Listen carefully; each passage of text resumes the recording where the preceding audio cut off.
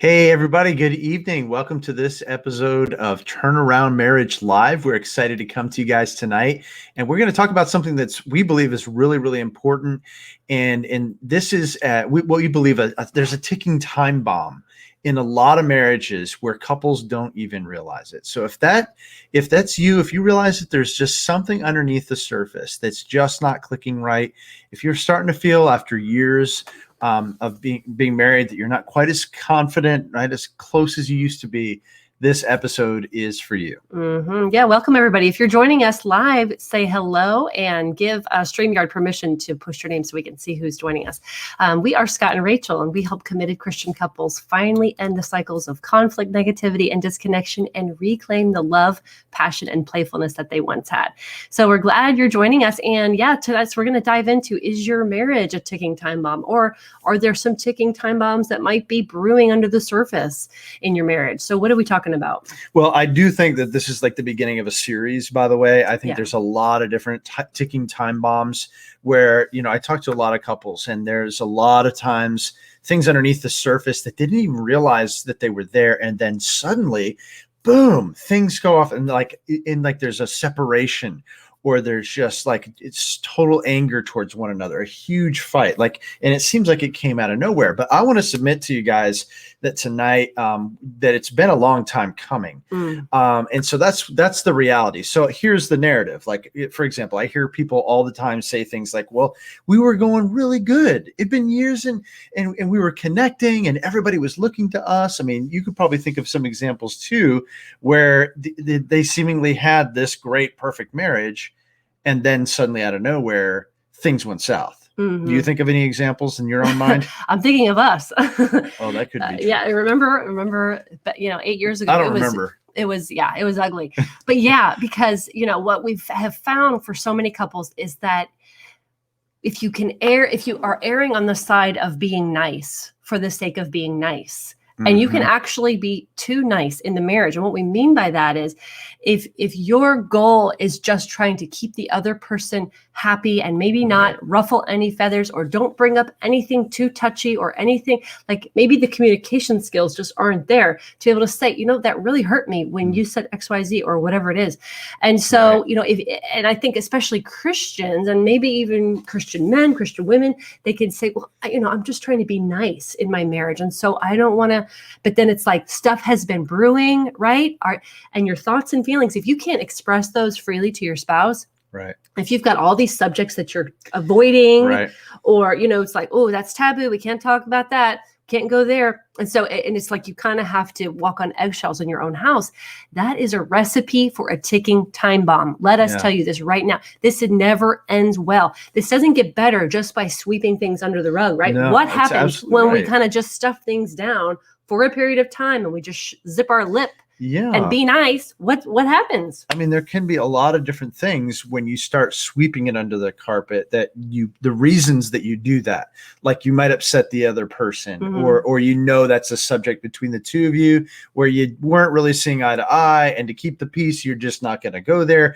And that can happen a lot. It can also be things more personal. So for example, if your husband or wife loses somebody, a friend or a loved one, and they're not allowing you to enter into that whole process of grieving with you, like that's really a disconnection of the intimacy that God has designed for you in marriage. So there can be a lot of subjects that you're just not going there with each other.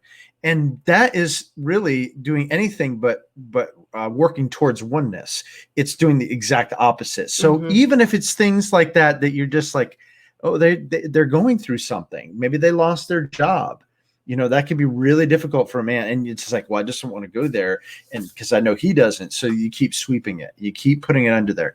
And pretty soon you can't hide it anymore. And that's when it, the stuff. That's when there's like one thing, the straw that breaks the camel's back. And there's an event, and it's like everything goes sideways. And guys, when that happens, it is so ugly. And so, what we're wanting to implore you is that if this is you've got to pay attention to the warning signs. If there are subjects that you are avoiding, Right. if there are certain feelings and certain thoughts that you have to keep to yourself and you're not able to freely share with your spouse, if you feel like you've got to sort of dance and, walk on the eggshells at home, we implore you, you need to get help before the time bomb goes off, because it is ticking. Yeah, absolutely. And I would say going there, and if you realize that you can't go there, that's a big red flag, because how can you have intimacy the way God designed marriage to be if you're not even talking about things? Right. I mean, it's one thing sweeping it under the carpet. I mean, there's really two factors. One, it's sweeping it under the carpet and it's this big mess that when you're, people come over to visit and you're trying to hide the mess by shoving it in the closet and shoving the door closed. One of those days you're not going to be able to fit the things, and then you've got a big mess that everyone can see. Yeah. So comes spilling out.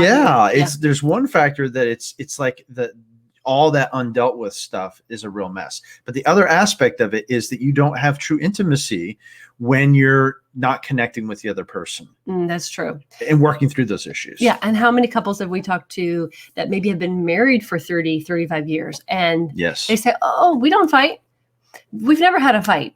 And then you start to wonder, have you been talking about anything of substance? Have you ever shared your true heart with your spouse? How was the weather today?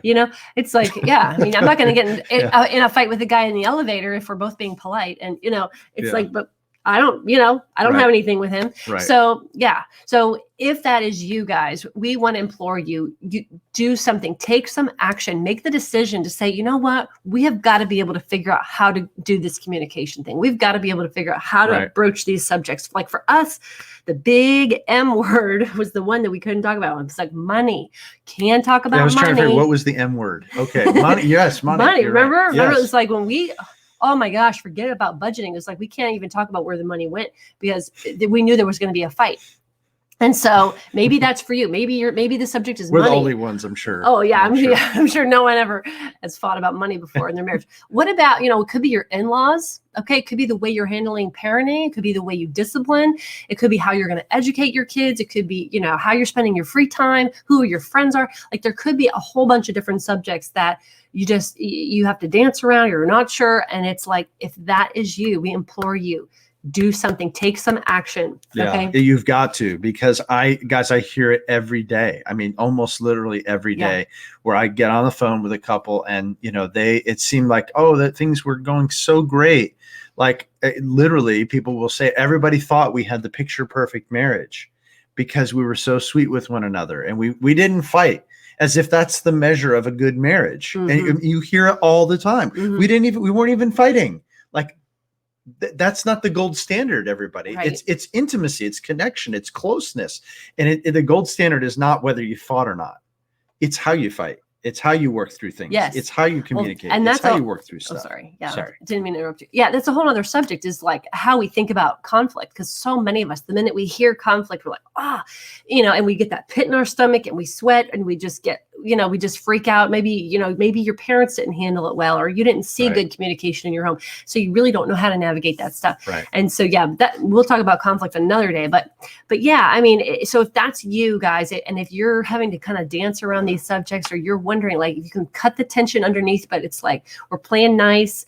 We're, being kind to one another and trying to follow the scripture and trying to do the right thing, but you just don't know how to speak the truth in love, right? Or iron sharpening iron. Like we kind of need a little bit of friction in the marriage to keep some heat going, right? I mean, that's a good way to put it. I never thought of it that way. Yeah. Otherwise, we can get really cold and distant. It's like if we're both just. Would you rather have heat in your marriage or coldness? Well, yeah. And if we're in the winter, like we want some heat. It's cold here in Tennessee. Yeah. So guys, if that's you, we have a masterclass for you, and it's the 5 shifts Christian couples make to get a quick turnaround in their marriage. And we've got some gold in there, some stuff that we've learned over our 25 years of marriage. Almost. We're in a couple of weeks, we're going to be celebrating our 25th. And guys, it's by God's grace we've made it. Okay. It's by God's grace. And so we're here to tell you guys, if you are struggling, there's hope for you. There's hope. If you're willing to own your stuff and willing to put in the work, like there is hope for you. Yeah. if there's hope for us, there's hope for everybody. Absolutely. And I just posted the link there for our masterclass if you've not seen that yet. And great point, Candace, that you said the minimal mom about decluttering. My wife's been all about minimalism. I love the minimal mom. But what about within the context of your marriage? Like, what are you doing about that clutter? And, yes, we're going to talk about conflict another day. And I think that's really important. That's another subject. But what we teach our clients to do, we just have to point out that this stuff that could divide you, the stuff that maybe in the past did, we teach them to embrace it because it's going to make you stronger. So in other words, a lot of these things that maybe you've been sweeping under the carpet are things that God has allowed to come into your lives for you guys to work through together, whereby you're going to fight to be on the same team and navigate those things together instead of sweeping it away, because working through it together is exactly the best place that you should be doing that in the safety of marriage. Absolutely. And so, yeah, the masterclass I think is going to blow some of your minds, because what it does is help you guys to think about the way you've been thinking, the way you've been doing marriage. And when you engage with that, and guys, tonight, what I want you to think about as you leave, having listened to this video, is what is going on within your heart. Like you realize that even if you're not fighting and there doesn't seem to be these big blowups, there is a tension that's there. You know it. You sense it. You know there's those taboo subjects that you can't engage about in certain things. And so because of that, you just won't go there, and there's a constant little bit of something within. And if you hear that, you need to address it. One, at least you guys start engaging about things. Or two, definitely check out our masterclass or reach out for help, because that's what we do. Yeah, I was going to just stack on that. That's so good. Oh gosh, and it just flew out of my head. It'll come back in a second. About embracing it. Yes. Yeah, read your mind. Yeah, that's good. Because here's the thing. Yeah, it just came back to me. Thank you. It's the loneliness that can come, and we know that firsthand. Absolutely. We remember how lonely it felt to try to not fight. We remember how lonely it felt to have all these things that we had to keep to ourselves and just kind of figure out on our own. So if you're feeling that loneliness in your marriage, like, gosh, we just can't connect, we can't seem to get on the same page about that, then I'm telling you that masterclass is going to help you, because at the end of the masterclass, we're going to show you how you can book a free call with Scott and get on the phone and figure out what's not working in your marriage. And what do you dream your marriage could be? And then if he can help you create a path to get there, he'll show you the very next step you can take to get back to marriage of your dreams. But start with the masterclass. And guys, we don't want your marriage to go off as a ticking time bomb, the way so many couples do, especially the ones that get on the phone with us. And so, take action, be proactive. Wait, let's diffuse these bombs before they go off, so you can have the marriage you're dreaming of. Yeah. And what does that loneliness lead to? I mean, I should say it's connected. What you say is so right, but it's connected with really approaching marriage almost like a single person, like addressing marriage as though it's you and it's me, and you're a corporate interest and I'm a corporate interest, and we have a corporate, agreement to work on this together called our family, and we have kids together. That's just not the way it's supposed to be. So if you know that you're lonely and you know that you're addressing your marriage from almost a purely individualistic perspective, that really isn't the right recipe. It's not how God designed it. Right. So guys, you get the point. This could be a ticking time bomb for you.